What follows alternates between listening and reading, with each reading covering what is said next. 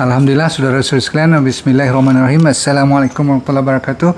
Saya mengharapkan semua masih lagi dalam keadaan stable dan dalam keadaan sehat walafiat. Saya kira anda semua sudah bersedia. Sudah bersedia belum? Kalau anda sudi, tolong share untuk saya dan tekan love, tekan like dan tekan subscribe, whatever lah.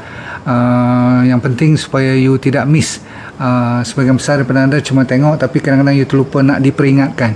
Jadi saya akan peringatkan anda kalau you tekan like, love, share dan subscribe. Boleh? Baik, bismillahirrahmanirrahim. Lagi sekali, belly fat, lemak di bahagian perut ni, yang senang cerita perkataannya buncit atau boroi. Saya banyak kali cerita tentang topik ni, tapi nampak gaya ramai juga yang minta, kata dia dah buat dah, dia dah cuba dah, tetapi masih lagi tak turun-turun, ataupun turun sekejap lepas tu dia naik balik. Saya nak tanya, nombor satu sebelum saya sambung, boleh tak kita ikhlas lah kan, you ikut diet tu, you ikut betul tak? Yang mula dengan D&D diet dulu. Sebab malam ni kalau you tak boleh ikut D&D diet yang selalu saya kata apa, water therapy, fruit, lepas tu salad, lepas tu boleh ambil abukas tu kan, air, buah-buahan, karbohidrat yang kompleks, sayur-sayuran, biji-bijirin, semua no problem. Dan sekali, 2 kali seminggu untuk you makan benda-benda yang sebagai treat, sebagai belanja makan. Contohnya nak ambil telur atau ikan, saya benarkan juga. So you jangan risau sangat. Takut nanti you tak puasa langsung sekurang-kurangnya sekali atau 2 kali seminggu, yang 3 kali sebulan tu, yang 3 hari berturut-turut puasa putih tu, kalau ikut, saya kira you cuba tu dulu. Jadi malam ni untuk mereka yang dah cuba itu dulu, masih lagi tak boleh turun, itu saya nak cuba bantu lagi. Saya masih tak puas hati kalau you datang balik kat saya, doktor, buatlah apa pun dia tak nak turun. Saya tak percaya. Apa pun you kata, saya tak percaya. Sebab ada kemungkinan mungkin you special sikit, you unique sikit, disebabkan oleh mungkin basic metabolic rate you. Faham tak? You punya engine you mungkin berbeza daripada orang lain. Memang ada. Satu daripada mungkin 1000 orang, satu daripada mungkin 500 orang buat apa pun, memang dia bermasalah. Yang tu ada kemungkinan besar masalah gelenjar, hormon, masalah ada mungkin sampaikan peringkat ada orang yang ada tumor pun. Tumor ni tak bermaksudnya malignant, ada tumor yang benign. Tumor maksudnya ada growth, terutama sekali di pituitary gland. Nanti saya cerita semua ni, boleh? Baik, nombor 1, saya janji ada 3 jenis buncit pada malam ni. Boleh tak you bayangkan, you cerminkan, saya cerita, you cerminkan. Okey, boleh? Nombor 1, you buncitnya lebih ke depan dan melandur. Faham tak? Maksudnya dia, orang utara kata melandok lah. You kata apa, tak tahu, tapi maksudnya macam orang lepas pregnant, orang lepas bersalin. Pernah tengok orang macam tu? Ni dipanggil mummy's belly. Macam ibu-ibu yang dah ada 2-3 anak, lepas tu you faham mereka tu mengandung. Tak apalah kan, lepas tu dia kalau jadi perutnya ke depan ataupun jatuh atau melandur, kita faham. Tapi yang tak pasal-pasal ni, kita yang tak pregnant, tak pernah beranak, tak pernah bersalin pun ada juga yang sampai ke depan dan jatuh. Ini kita kena satu model yang you boleh cerminkan dulu. Okey, sekejap, tu satu kumpulan. Kumpulan kedua ialah dia tidak ada masalah jatuh atau melandur, tapi dia ke depan aja. Yang ni ramai orang ke depan. Yang ni selalunya hampir dengan yang nombor 1 tadi kumpulan, tapi dia lebih kepada macam kalau orang minum alkohol, you boleh nampak kan, orang yang inilah ambil, orang panggil apa, arak ni, memang selalu dia ke depan dan dia tak apa nak jatuh, tapi dia macam nangka ke depan tu, tak buah nangka. Macam ada guni ke depan tu. Yang tu pun dahsyat juga. Tu dia panggil protruding, tadi dia panggil sagging, bahasa Inggeris lah. Protrude maksudnya ke depan. Okey. Dan last kali ialah dia tak berapa besar, tetapi dia lebih kurang macam keliling. Maksudnya yang tadi ke depan sahaja ataupun kurang kiri kanan, tapi yang ni kiri kanan belakang pun kalau silap-silap dia penuh. Dia macam apple. Tu dia panggil apple shape. Jadi you ni yang apple ke, atau setengah orang nak tambah sikit jadi pear terus. Pasal apa?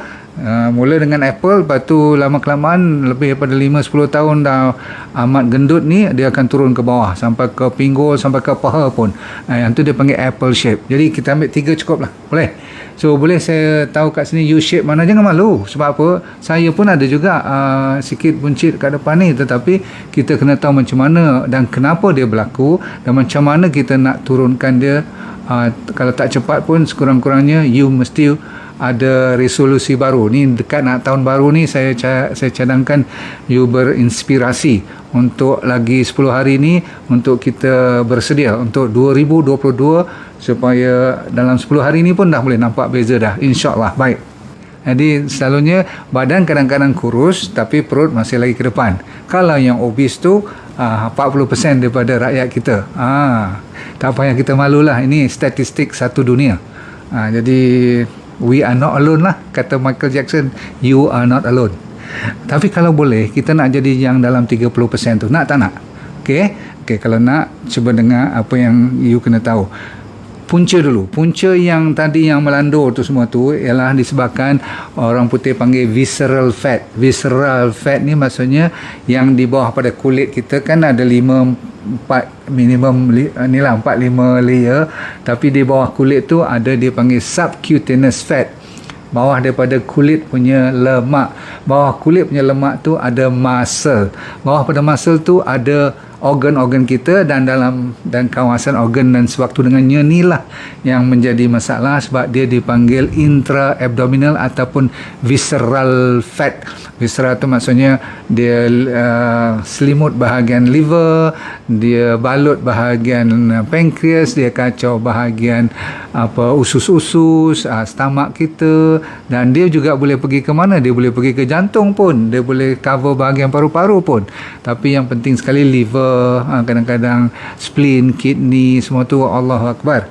Kalau dia dah mula jadi selaput, lepas tu dia jadi selimut, lepas tu dia cover semualah kan. Jadi itulah menyebabkan berkilo-kilo tambah kat bahagian perut saja. Jadi saya kata apa tadi, dia boleh cover sampaikan usus pun, betul? Baik. Yang penting orang yang macam ni yang melandor ke depan tu, dia selalunya bermasalah disebabkan selain daripada makanan. Saya ulang, selain daripada makanan ialah disebabkan oleh kortisol.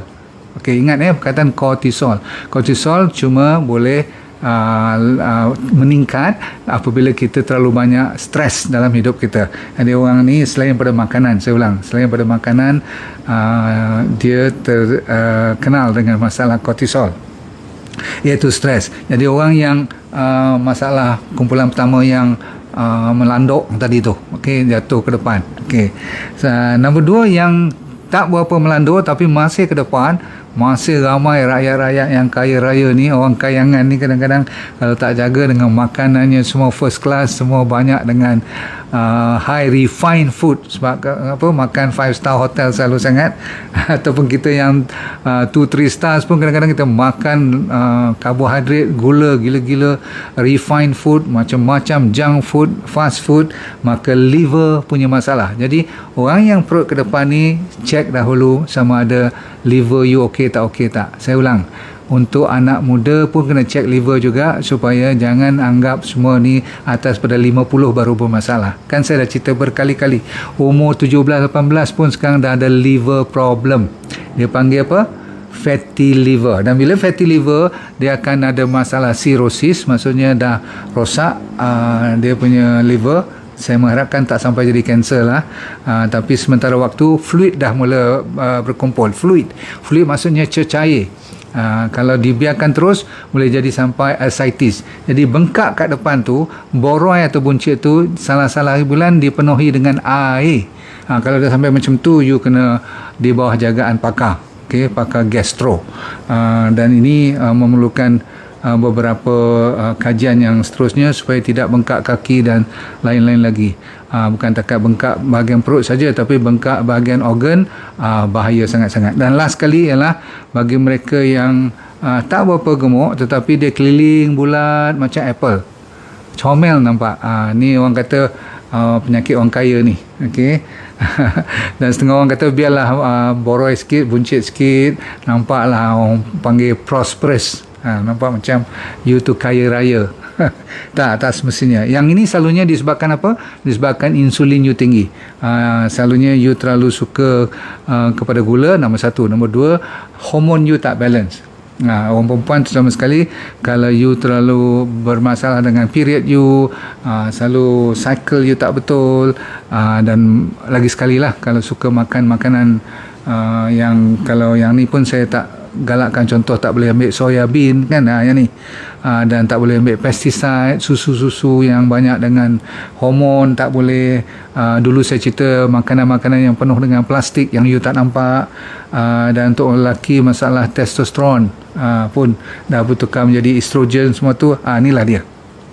Baik, itu sebagai background you group mana. Tetapi untungnya malam ni you belajar ialah buat D&D diet dulu. Kalau tak berjaya, ikut malam ni punya lagi. Okey, kalau ini juga tak berjaya, minta doa banyak-banyak. Bukanlah tak banyak benda lagi boleh buat, takut nanti nak kena pergi buat surgery pula, nak kena ikat perut. Saya tak percaya benda tu harus you lakukan, tak perlu pun. Okey, baik. Yang penting, terlalu banyak di luar sana yang salah memberi nasihat. Bukan saya marah, tapi saya geram. Sebab apa? Ilmu tu patut ditingkatkan, patut dia belajar betul-betul. Siapa yang masih benarkan you makan lebih dari 4-5 kali sehari, saya minta tolong guru ni pergi belajar lebih-lebih sikit. Sebab apa? Zaman sekarang dah banyak kajian mengatakan kalau you ambil lebih daripada 4-5 kali sehari, you mencari naas. Katanya mencari naas. Satu jawapan yang cepat you faham ialah insulin sentiasa tinggi dalam badan you.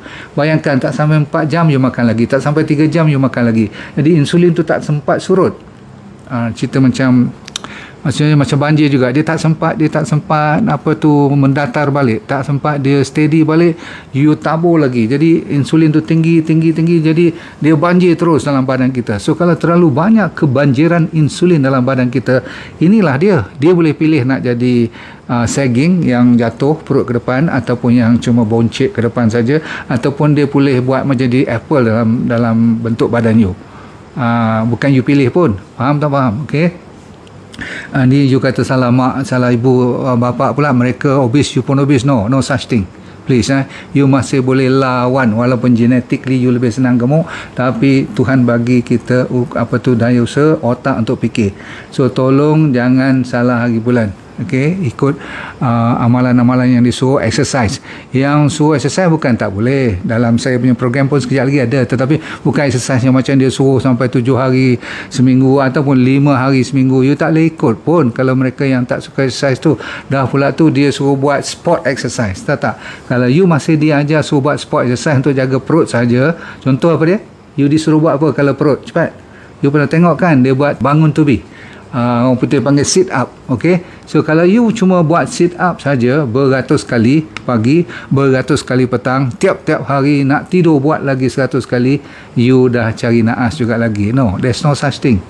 Okey, you tak boleh spot reduction untuk nak perut sahaja, nak paha sahaja. Bang, itu semua marketing. Kalau you pergi kedai pun, spa pun yang kata boleh laser kat bahagian pinggul, nak bagi turun you punya pinggul lah, nak bagi turun pinggang, semua bohong besar. Kalau tidak, dah lama dah orang berjaya. Kalau pun berjaya, masa 2 bulan, tengok bulan ketiga naik lebih besar daripada masa mula sebelum dia laser you tu. So jangan nak buang duit dan buang masa. Baik, jadi apa yang kita kena buat? Okey, ni dia, saya bagi pada you sekarang. Steady? Okey, nombor 1 ialah mengurangkan insulin dahulu. Okey, apa saja yang dalam badan you yang meningkatkan insulin, you kena kurangkan. Jadi yang penting apa dia? Okey. Sebelum tu saya bagi nasihat sedikit lagi. Kalau you biarkan kortisol you tinggi tadi, ingat tak saya kata salah satu daripada penyebab utama ialah kalau stres, kita habiskan stres cepat-cepat mungkin. Sebab selalunya orang tak ambil pot pun tentang stres ni. Dia duk asyik nak jaga exercise, dia nak jaga makanan je. Tetapi ada 3 yang you kena buat malam ni. Mengurangkan insulin, meningkatkan autophagy. Autophagy tu maksudnya cleansing, recycle. Dia nak kena recycle cepat-cepat supaya all lemak-lemak lebih ataupun karat-karat dalam badan ni kita detoxkan. Dan nombor 3, stres. So 3 ni saja. Kurangkan insulin, tingkatkan you punya recycle, yang dalam bahasa teknikal dia panggil autophagy, dan nombor 3, kurangkan stres. Kalau you boleh buat 3 ni malam ni, cun. Okey, so kenapa stres? Sebab orang yang lupa kepada stres menyebabkan semua yang saya cerita malam ni, dia akan dapat belly fat, dia akan dapat buncit dan boroi, dia akan dapat kaki yang kecil. kaki kita tu akan jadi macam tak cukup makan. Faham? Sebab apa? Muscle tu dah sebabkan kortisol ni dia meningkatkan insulin jadi tinggi. Dia ada kaitan dua-dua ni. So kalau kortisol tinggi, insulin tinggi. Bila insulin tinggi, berarti kenapa dia tinggi insulin tu? Sebab dia tahu body kita banyak gula. Kalau tidak, pasal apa dia nak tingkatkan? Ataupun you suka makan, kerap makan.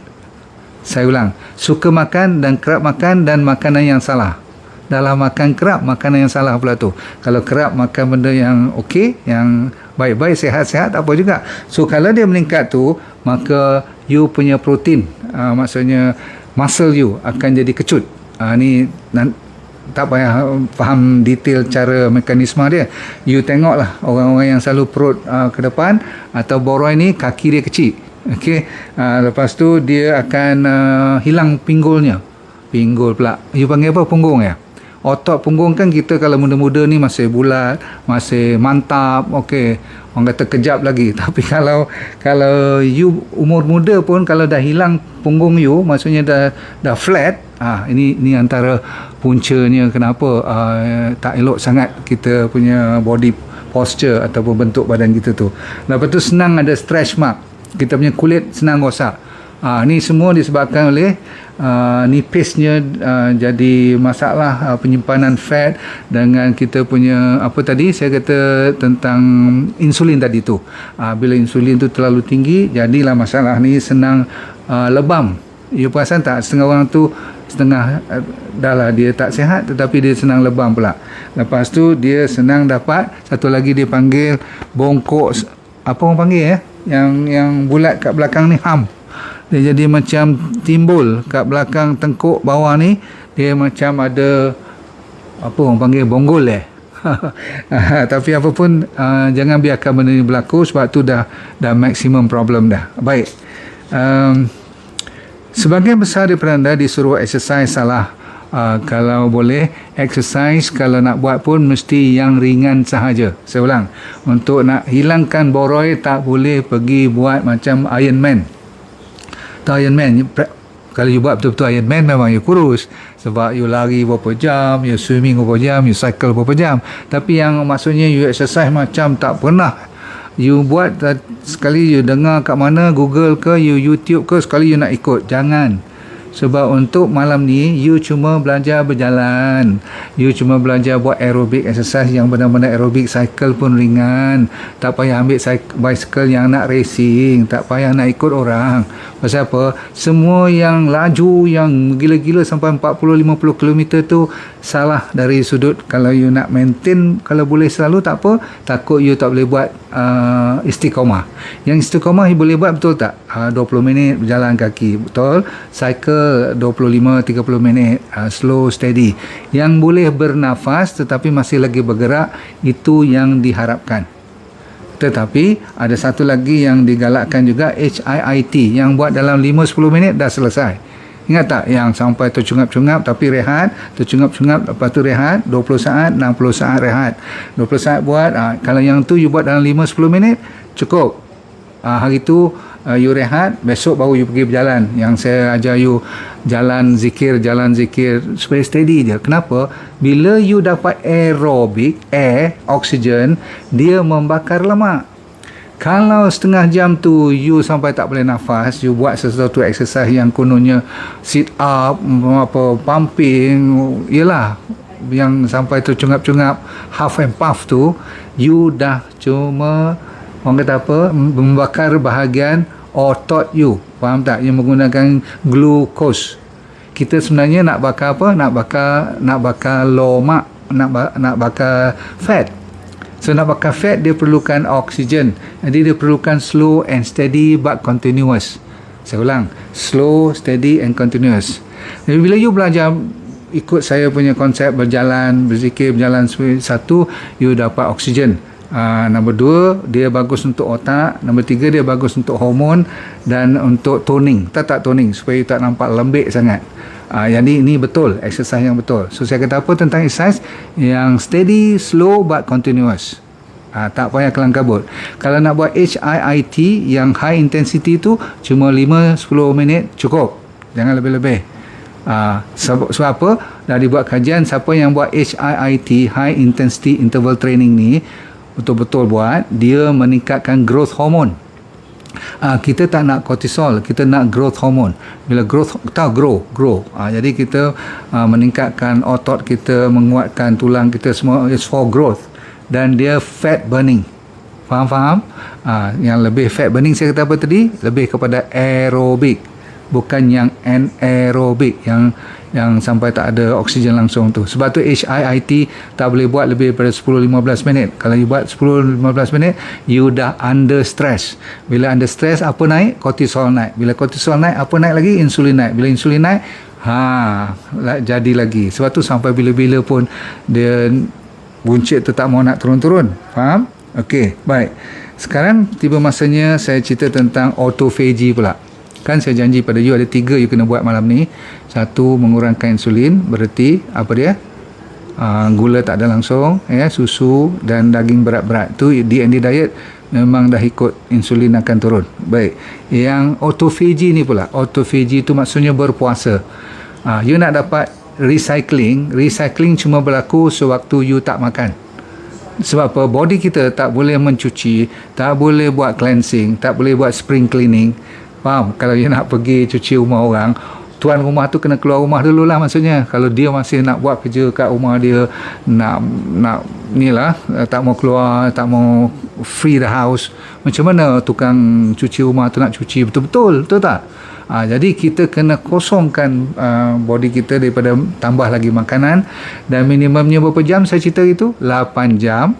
Maka masuk 9-10 jam tu dia dah betul-betul sprinkling, dia cuci, dia mop semua badan kita, maksudnya organ-organ kitanya. Jadi kalau dia ambil katakan seminggu, you dah nampak beza dah, pasti nampak beza. Bezanya contohnya apa? Berat badan turun, you rasa ringan, mungkin mula-mula you rasa lapar, tapi masuk minggu kedua you dah tak lapar sangat dah. Dan lepas pada sebulan, kalau you amal macam kita berpuasa kan, 3 hari pertama je you rasa macam lapar-lapar sikit, masuk hari ke-4, ke-5 you macam kalau tak puasa rasa bersalah pula kan. Jadi sebab itulah anda sekalian, hari Isnin dan hari Khamis jangan lupa puasa betul. Dan hari-hari lain kalau you nak betul lagi turun buncit, you masih lagi degil, saya kata buat apa? Buat water fasting, ataupun sikit-sikit kacang fasting ke, air kelapa fasting ke, air lemon fasting lagi best. Kan selalu saya cerita air lemon yang panas buat teh tu, air suam-suam tu, lemon, honey dengan kayu manis. Saya ulang, lemon, kalau tak mau manis sangat lagi bagus, bubur, kalau nak juga bubur honey, lepas tu bubur sedikit apa saya kata, kayu manis. Buat je. Okey, amalkan tu. Baik. So autophagy saya ulang, jangan lupa berpuasa. Habis malam ni kita ikut 3 perkara ni insya-Allah. Saya cuma nak tambah sikit lagi, jangan percaya kepada guru-guru yang ajar you mengatakan no pain no gain. Maksudnya sampai kena sakit badan, sampai sengsara, terseksa baru boleh dapat kurus badan ni. Bohong besar. Tak perlu. Ramai orang masih dalam keadaan tenang, cuma dia berdisiplin, kontrol makan. Itu yang bila Rasulullah SAW bersabda untuk kita 1/3 makan dengan solid, 1/3 dengan air, 1/3 dengan dibiarkan kosong tu tepat sekali. Sebab apa? Kalau anda ambil kalau nak kenyang pun lah, kalau terlebih daripada 1/3, kita selalunya lebih pada setengah, bukan kata 1/3, kadang-kadang 3/4 dah penuh dengan makanan, sikit je lagi tinggal air, tempat udara dah tak ada langsung, betul tak? Itu yang dah keluar sampai sedawa tu.